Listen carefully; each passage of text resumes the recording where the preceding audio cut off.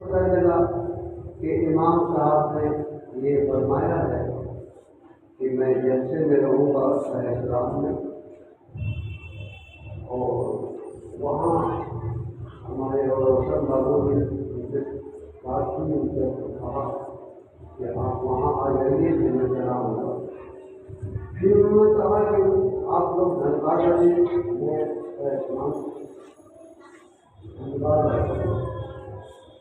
تو انہوں نے کہا کہ ہم لوگ احترام کریں، چنانچہ کافی دور دراز کا سفر کر کے اس کا احترام پہنچے، مگر پتہ چلا کہ 25-30 کلومیٹر دور کے اندر تک احترام میں کسی قسم کا کوئی دینی جلسہ نہیں ہے۔ اس کے بعد یہ حضرات پھر رات کا سفر کرتے ہوئے سویرے سویرے یہاں پہنچ گئے۔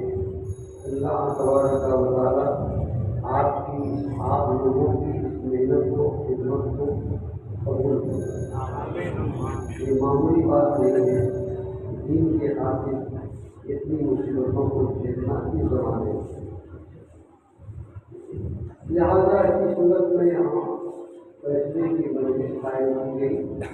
یاد رکھیے کہ یہ مجلس بولنا ہونا چاہیے۔ مجلس کا معنی ہوتا ہے میٹنگ، یہاں پر کسی خاص معاملے میں بیٹھک ہوتی ہے، اس کو کہا جاتا ہے مجلس۔ بیٹھک، یہ بیٹھک اس مجلس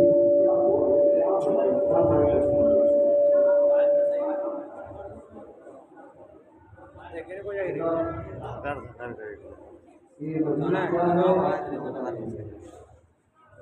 مجلس قضا ہے۔ مجلس قضا کا مطلب ہوتا ہے فیصلہ کرنے کی مجلس، اور مسجدوں میں مجلس قضا قائم کرنا یہ ہمارے رسول کی سنت ہے۔ مسجد نبوی جو پوری کائنات میں، پوری دنیا میں حرم مکہ مسجد حرام کے بعد حضور ثواب سب سے زیادہ اہمیت رکھتی ہے، یعنی وہاں مسجد نبوی میں ایک رکعت نماز کا ثواب 50,000 ہے۔ اس مسجد میں ہمارے نبی نے بار بار قضا کی مجلس، عدالت شرعیہ، عدالت اسلامیہ قائم کیا، اور چوروں کا مقدمہ بھی آیا ہے تو ہمارے نبی نے اس مسجد میں فیصلہ کیا۔ میں نے پہلے ہی آپ لوگوں سے کہہ دیا ہے کہ اللہ تبارک و تعالیٰ نے ہم ایمانداروں کے لیے ہمارے رسول کی بات کو جج بنایا، فیصل بنایا۔ ہمارا رسول جو فیصلہ کرے گا، ہمیں آنکھیں بند کر کے ہماری سمجھ میں آئے یا نہ آئے، اس کا ماننا فرض ہے، فرض ہے، فرض ہے، اور ان کے فیصلے کا انکار کر دینا کفر ہے، کفر ہے، کفر ہے۔ حضرت فاروق اعظم نے بھی ایسا ایک مسئلہ ان کے ساتھ پیدا ہوا تھا، تو انہوں نے فیصلے کے انکار کر دینے والے کو قتل کر دیا۔ حضور سے پوچھے کہ انہوں نے اس سے کہا کرنا پڑنے والا، سرکار کے پیچھے نماز پڑھنے والا۔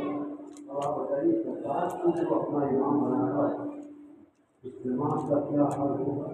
وہ سرکار کے پیچھے نماز پڑھتا ہے، کرنا بھی پڑھنے والا۔ اس مسجد میں نماز پڑھ رہا تھا جس مسجد میں ایک رکعت کا ثواب 50,000 کے برابر ہے، اور ہمارے دائیں بائیں میں کون کھڑا ہوتا ہے؟ آپ میں وہ یہ دائنے میں کوئی نمبر ہے، کوئی بدر ہے، کوئی خالد ہے، لیکن اس کے دائنے اور بائیں میں کون کھڑا ہوتا تھا؟ حضرت عمر، حضرت عثمان، حضرت علی رضی اللہ تعالیٰ عنہم جیسی عظیم و جلیل افراد، ان کے دائیں بائیں حالت سے نماز میں کھڑے ہوتے، مگر اس نے سرکار کے فیصلے کا انکار کیا۔ حضرت فاروق اعظم کی تلوار ہے اور اس کی بدل میں یہ کہتے ہوئے کہ سرکار کا فیصلہ نہ مانے، عمر کا فیصلہ اس کے لیے یہ ہے۔ پورے مدینہ میں شور مچ گیا کہ عمر نے ایک مسلمان کو قتل کیا اور مسلمان کو قتل کر دینے کا بدلہ قتل ہے، اور قتلوں کی نسبت یہ قرآن کی آیت ہے، قتل کا بدلہ قتل ہے۔ حضرت عمر کی بہت اہمیت ہے۔ مسلمان کو قتل کر دینے کا مطلب یہ بھی ہے کہ رسول پاک کو ضرور ان کے قتل کا حکم دے دیں گے، کیونکہ سارے مسلمان یہ جانتے تھے کہ سرکار فیصلہ سنانے میں کسی کی رعایت نہیں کرتے، کون سے بولیے رعایت نہیں کرتے۔ حضرت عمر جیسی ذات اگر قتل کر دی جائے اسلام کا بڑا نقصان ہوگا۔ یہ سمجھ کے سرکار کی بارگاہ میں لوگ آئے اور کہا یا رسول اللہ ایسا ہو گیا ہے، سرکار نے حکم دیا فوراً عمر کو حاضر کیا جائے۔ اس وقت سرکار جج کی حیثیت سے ہو گئے، حضرت عمر آئے اور غور سے یہ دور لیا، آپ کو دیکھیے میرا یقین ہے میرے بھائیوں کا ایمان کا کام ہے، آپ میرے بھائی سے آپ کی پیروں خوبی کے لیے آیا ہوں، بڑائی کے لیے آیا ہوں۔ حضرت عمر سے میرے نبی نے پوچھا تم نے فلاں مسلمان کو قتل کیا ہے؟ تو حضرت عمر نے فرمایا یا رسول اللہ آپ کے فیصلے کو نہیں ماننے والا کیا مسلمان ہو سکتا ہے؟ بولیے بڑے ایمان کی بات ہے۔ حضرت عمر نے عرض کیا یا رسول اللہ آپ کے فیصلے کو نہیں ماننے والا کیا مسلمان ہو سکتا ہے؟ روایتوں میں آتا ہے کہ ہمارے نبی ان کی اس بات پر خاموش رہے، تو اللہ تبارک و تعالیٰ نے جناب جبرائیل کو روئے زمین پر اور وہ ایک آیت لے کے آئے، آیت کی میں نے تلاوت کی تھی لا یؤمن احدکم حتی یحکم فیما شجر بینہم، یعنی تم میں سے کوئی اس وقت تک سچا ایماندار نہیں ہو سکتا جب تک وہ اپنے سارے جھگڑوں میں اپنے نبی کو جج اور فیصل نہ مانے۔ ہم لوگ کا مسلمان ہیں، الحمدللہ ہم بھی مسلمان ہیں، ہمارے باپ دادا بھی مسلمان، ہمارے ماں مسلمان گھر میں پیدا ہوتے، اس لیے اس سے بڑی خوش قسمتی ہمارے کیا ہو سکتی ہے۔ اتنی ساری باتوں کے لیے ہاں ساری باتیں سننے کے لیے فیصلے کی مدد کی حاصل کی۔ اب ایک تازہ معاملہ آیا ہے، مجھے میں گزارش کروں گا جناب روشن صاحب سے کہ وہ کل کی اتار اور آج جو ابھی تازہ معاملہ آیا ہے ان دونوں چیزوں کو پیش کریں۔ کھڑے ہو جائیں، مائک کو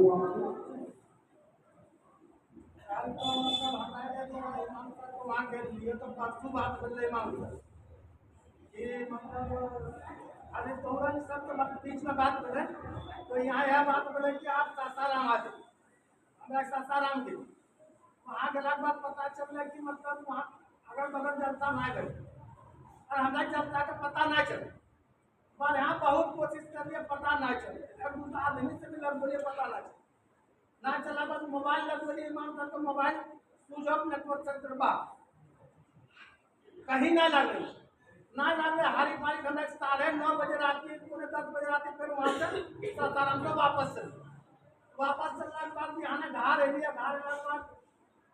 ملاقات کر لیا، ملاقات کرنے کے بعد ابھی جب یہاں بیٹھنے تو امام صاحب کا فون ہے کہ ہم مطلب دھنباد جسٹ اترنے والے اسی لیے اس کا بات تو انہوں نے کہا کہ ہم ادھر 2 منٹ میں اتر جائیں گے اور گاڑی کر کے ہم 4 بجے تک 4:30 بجے تک یہاں پہنچے، تو حضور سے ہم چاہتے ہیں کہ اگر 5 بجے تک آپ تو معاملہ حل ہو جاتا ہے، امام کو رکھنا اور نہیں رکھنا عوام کی بات ہے، لیکن ایک مسئلہ حل ہو جاتا ہے۔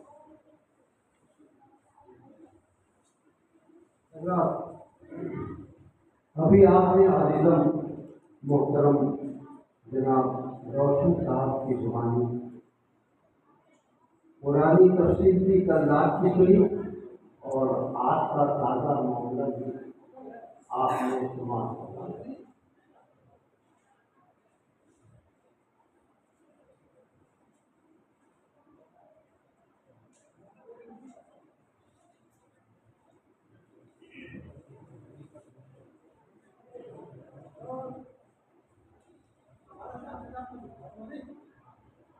آ جائیے آپ، آجیے جتنا جلدی ہو رکھے 4 ساڑھے 4 بجے تک آپ دیجیے۔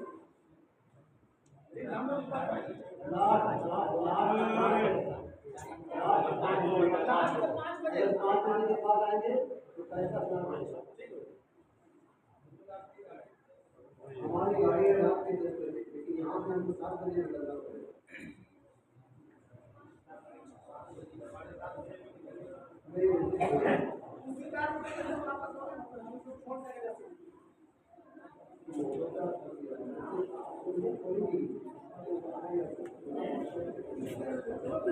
تو ہمارے کہنے کا مطلب یہ ہے کہ میں کوئی بھی قسم باقی رکھنا نہیں چاہتا۔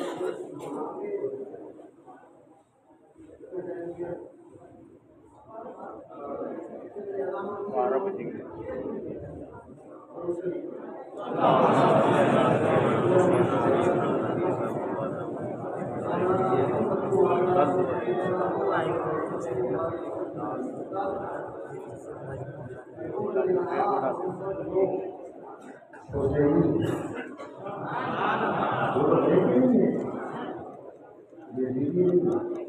ہم کیا ہیں؟ ضرورت کی کیا بول رہے ہیں؟ ہم بھی حسینی اور آپ بھی حسینی۔ امام حجت کہتے ہیں فرید کو، کسی بھی فرید سے ساری وہ باتیں کر لینا جن جن باتوں کا وہ خود پیش کر سکتا ہے، مجبوری پیش کر سکتا ہے، ان تمام باتوں کو سن لینے کا نام ہے امام حجت۔ سرکار حسین نے کربلا کے میدان میں امام حجت کی کوئی کسر نہیں چھوڑی۔ ابھی ان کے آوان، انصار، ان کے بھائی، برادر، بیٹا، بھتیجا، بھانجا شہید نہیں ہوئے تھے، تب بھی حضرت امام حسین کہہ رہے تھے کہ تم پہچانو میں کون ہوں، میرا نام حسین ہے، میری ماں فاطمہ ہے، میرا باپ علی ہے اور میرا نانا رحمت اللہ علیہ۔ تمہارے لیے کسی طرح حلال نہیں کہ تم میرا قتل کرو، مگر ان لوگوں نے ان کی بات کو سنی انسنی کر دی، یہاں تک کہ جنگ شروع ہوئی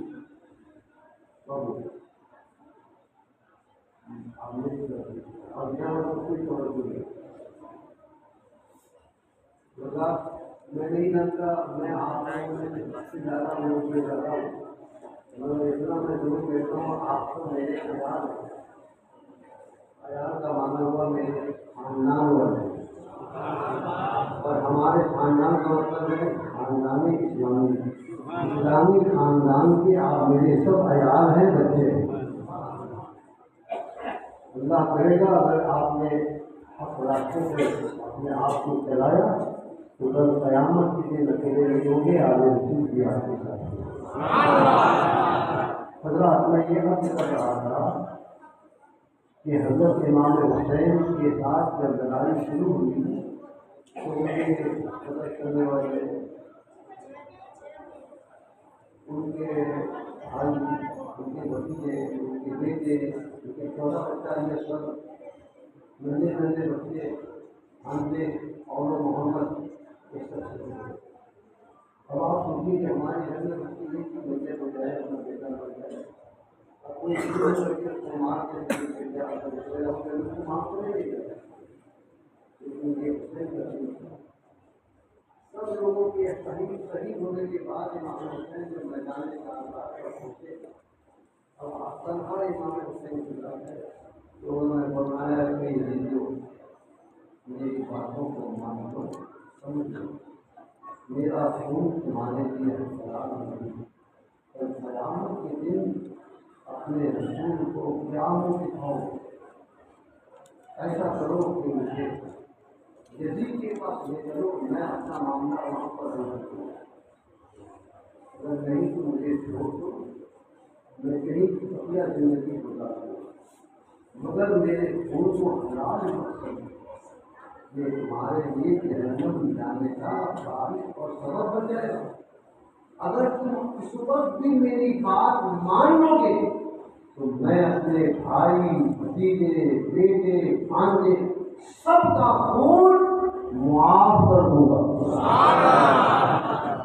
یہ معاملی لڑکا کام نہیں ہے، اس لیے ہم امام حسین کی سنت پر عمل کرتے ہوئے یہ واضح کرتے ہیں، جب امام صاحب نے 1000 ٹھوکر لگی اور جھوٹ کے باوجود ابھی انہوں نے فون کیا ہے کہ میں 4:30 تک پہنچنے والا ہوں، پہنچ جاؤں گا، تو میں بھی ان کا انتظار کروں گا۔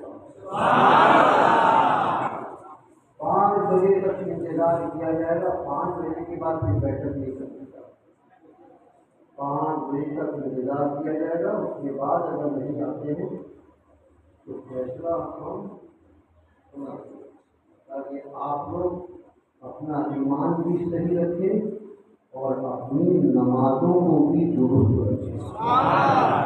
میں ایک بات بتاؤں آپ کو، آپ گاڑی بناتے ہیں، کیا کسی گاڑی بنانے والے کے لیے نماز پڑھیں گے؟ بولو میرے بھائی، بولو۔ آپ ٹی وی دیکھتے ہیں، سنیما دیکھتے ہیں، سیریل دیکھتے ہیں، اگر آپ کا امام سیریل دیکھے گا تو آپ اس کے پیچھے نماز پڑھیں گے؟ آپ کی بیویاں بے پردہ، نہیں جانتا آپ یہاں کا کیا معاملہ ہے، بات بتا ہے، آپ کی بیویاں بے پردہ میلے میں گھومتی ہیں، مارکیٹنگ کرتی ہیں، غیر محرم سے تعلقات رکھتی ہیں، لیکن آپ کا امام اگر ایسا کرے گا تو آپ کے پیچھے نماز پڑھیں گے؟ کسی بولو نا میرے بھائی، آپ سینکڑوں جھوٹ بولتے ہیں، تو لوگ مطلب یہ ہے کہ مطلب یہ جھوٹ بولنا، حالانکہ ایسا مطلب نہیں ہے، لیکن اگر آپ کا امام کھلے عام جھوٹ بولے تو کیا آپ اس کے پیچھے نماز پڑھیں گے؟ نہیں۔ آپ اپنی باتوں میں میدان میں کسی کو دھوکہ دے دیتے ہیں، اگر آپ کا امام دھوکہ نہیں کرے تو آپ نماز پڑھیں گے؟ نہیں۔ اس سے پتہ چلا کہ آپ ایسے ایماندار ہیں، آپ ایسے ایماندار ہیں کہ ہم گناہگار ہیں، لیکن مصلح امامت پر، رسول پاک کے جان نماز پر کسی فاسق کو کھڑا نہیں کر سکتے۔ آج بھی آپ کے ایمان کی یہ دیا، یہ چراغ روشن ہے کہ آپ 1000 گناہگار ہونے کے باوجود مسجد کے امام کو بہت اونچا، بہت اعلیٰ دیکھنا چاہتے ہیں۔ اللہ آپ لوگوں کے اس جذبے کو سلامت رکھے۔ میں ابھی وہ سارے مسائل کو پیش کرنے سے پہلے ابھی تو ہم پیش کریں گے، لیکن میں آپ کو چند مسائل بتا دیتا ہوں، یہ مسائل آپ کو اپنے ذہن میں سجا کے رکھنا ہے تاکہ بعد میں کسی قسم کا کوئی ایسا کام آپ سے سرزد نہ ہو جو آپ کی دنیا اور آخرت میں تباہی کا سبب بن جائے۔ ہمارے علماء کی کمنا ہے، میں ان سب کی موجودگی میں بول رہا ہوں، میں بھی اگر غلطی کروں گا تو یہ لوگ مجھے ٹوکیں گے، کیونکہ شریعت کسی کے باپ کی نہیں ہے، رسول پاک۔ سبحان اللہ۔ کوئی بھی غلطی کرے گا ہم یہ نہیں کہیں گے کہ وہ کون ہے، کس خاندان کا ہے، اس کا منصب کیا ہے، بادشاہ ہے یا وزیر ہے، شریعت سب سے ہوتی ہے، سب شریعت کے سب غلام ہیں۔ لہٰذا چند ضروری باتیں آپ سماعت کریں۔ پہلی بات تو یہ ہے کہ جتنے انبیاء کرام کی امت ہے ان تمام امتوں میں سب سے افضل و اعلیٰ حضرت ابو بکر صدیق ہے۔ ماننا نہیں بولے آپ سمجھے نہیں میری بات، پھر سے سمجھیے۔ حضرت ابو بکر کون ہے؟ سرکار پر سب سے پہلے ایمان لانے والے، ہر مصیبت میں साथ बलवान झाड़ी को माल के जरिए से भी और ज्ञान के जरिए से। हज़रत अबू बकर सिद्दीक़ रज़ियल्लाहु तआला अन्हु के बारे में सरकार ने फरमाया है कि मेरी उम्मत में अबू बकर से ज़्यादा कोई फजीलत वाला नहीं। ये हुजूर की है। और मेरी उम्मत यानी हम लोग ये उम्मत है, इस सरकार की उम्मत है। इस सरकार की उम्मत कौन है आपको पता है? क्योंकि हमारे उलमा बैठे हैं, हाफिज़ान कुरान बैठे हैं। कुरान कहता है खैर उम्मतिन उखरिजत लिन्नास, का माना है जो उम्मत इस वक्त मौजूद है वो तमाम उम्मतों में खैर है, बेहतर है, आला है, अफजल है। और इस उम्मत के सरदार अबू बकर सिद्दीक़ वो सबसे आला है सारी उम्मतों में। उनके बाद हज़रत उमर है, उनके बाद हज़रत उस्मान गनी है, उनके बाद अली ये मुर्तज़ा है। और इमाम हुसैन को भी मौला अली के बेटे हैं, फातिमा ज़हरा के फर्जंदे अर्जुमंद हैं, हज़रत हसन के भाई हैं और मुस्तफ़ा जाले रहमत के नवासे हैं। इनके बारे में और उनके भाई के बारे में हुजूर ने फरमाया है ये दोनों भाई जन्नती जवानों के सरदार हैं। अब आप मुझे एक बात बताइए कि हज़रत अबू बकर सिद्दीक़ रज़ियल्लाहु तआला अन्हु के हिमायतियों ने उनसे अक़ीदत रखने वाले और उनसे मोहब्बत रखने वाले वही हैं जो लोग इस्लाम से सच्ची मोहब्बत रखते हैं। जो इस्लाम से सच्ची मोहब्बत रखता है वो हज़रत अबू बकर का सपोर्ट है, वो हज़रत अबू बकर का हिमायती है। और जो इस्लाम से मोहब्बत नहीं रखता अबू बकर सिद्दीक़ का 1000 बार नाम ले वो हज़रत अबू बकर का मानने वाला नहीं हो सकता। ऐसे ही हज़रत उमर है। हज़रत उमर के रोग का आलम ये था कि हुजूर ने फरमाया कि तुम इधर से गुजरते हो शैतान नहीं गुजरता। शैतान के ऊपर रोक जमाना, रोक तारी करना कोई आसान काम नहीं है। और ये हज़रत उमर अपने बारे में नहीं कह रहे, रसूल पाक उमर के बारे में कह रहे। लेकिन जिधर से गुजरते हो तो शैतान नहीं गुजरता, तो तुझे कहता हो। अब मुझे बताइए कि हज़रत अबू बकर के ज़माने में क्या कोई ऐसी कमेटी बनी थी, क्या कोई ऐसी जमात बनी थी जो अबू बकर के मानने वालों ने बनाई और उससे इस्लाम को नुकसान पहुँचा? अगर ऐसा होता तो हज़रत अबू बकर सिद्दीक़ उन लोगों को इस तरह से फेंक देते जैसे दूध से मक्खी निकाल के फेंक दी जाती। मेरी हाल हज़रत उमर का, हज़रत उमर के लोगों दबदबा का ये आलम था कि वो जो सबको देते वो खर्चे आखिर होता है। हज़रत खालिद बिन वलीद जो इस्लामी फौज के हमेशा कमांडर रहे और